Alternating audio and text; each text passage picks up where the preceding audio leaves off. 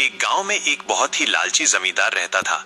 वो गरीब ग्रामीणों से जबरदस्ती बहुत ज्यादा लगान टैक्स वसूल करता था। बेचारे गांव वाले बहुत परेशान थे। एक दिन सब मिलकर बुद्धिमान गोपाल के पास गए।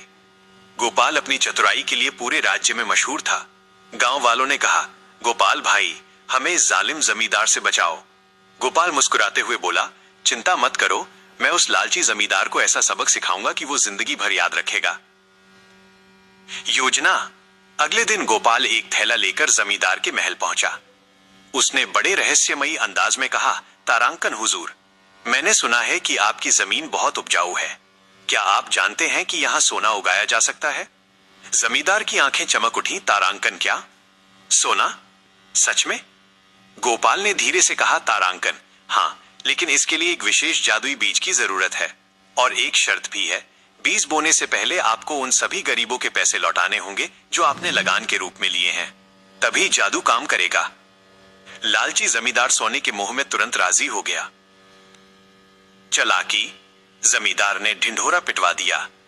अगले ही दिन उसने सारे गांव वालों को बुलाया और उनके पैसे वापस कर दिए। गांव वाले हैरान भी थे और खुश भी। पैसे वापस करने के बाद जमींदार बोला, चलो गोपाल, अब जल्दी से वो जादुई बीज बो ताकि कल तक सोना उगाए। गोपाल ने खेत में कुछ साधारण कंकड़ गाड़ दिए और कहा, हुजूर, कल सुबह यहां सोना ही सोना होगा। अंत। अगली सुबह जब जमींदार खेत पहुंचा तो वहां सिर्फ धूल और मिट्टी थी। उसने गुस्से में चिल्लाकर कहा, तारांकन गोपाल, कहां है सोना? तूने मुझे धोखा दिया। गोपाल ने शांत भाव से जवाब दिया, तारांकन महाराज, असली सोना तो उन गरीबों की दुआएं और खुशी है जो आपने उन्हें उनके पैसे लौटाकर दी हैं। लोभ छोड़िए, क्योंकि इंसानियत ही सबसे बड़ा धन है। तभी वहां से गुजर रहे राजा ने ये सब सुना।